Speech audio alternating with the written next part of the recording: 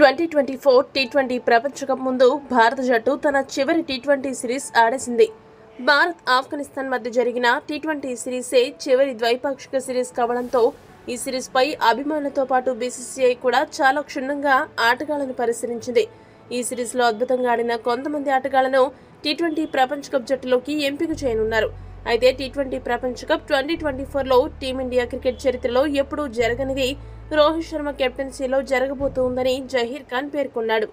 జహీర్ ఖాన్ మాట్లాడుతూ ఏమన్నాడంటే, టీ20 ప్రపంచ కప్ లో టీమిండియా జట్టులో ఎప్పుడూ జరగని ఒక వింతను చూడబోతున్నాం.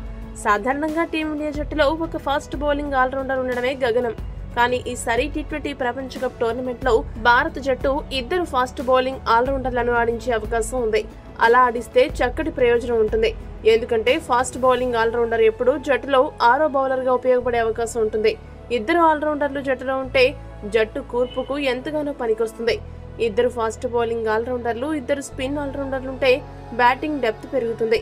అదే సమయంలో అదనపు బ్యాట్స్మెన్ ను ఎంపిక చేసుకునే అవకాశం ఉంటుంది. శివం దూబే, హార్దిక్ పాండ్యా ఇద్దరిని తుది జట్టులో ఎంపిక చేస్తే మాత్రం ఈసారి భారత జట్టు మిగతా జట్లకు చుక్కలు చూపించడం ఖాయమని పేర్కొన్నాడు. ఈ వీడియో కనుక మీకు నచ్చినట్టయితే లైక్, షేర్, కామెంట్ చేయండి. మరిన్ని స్పోర్ట్స్ అప్డేట్స్ కోసం మా ఛానల్ ని సబ్స్క్రైబ్ చేసుకోండి.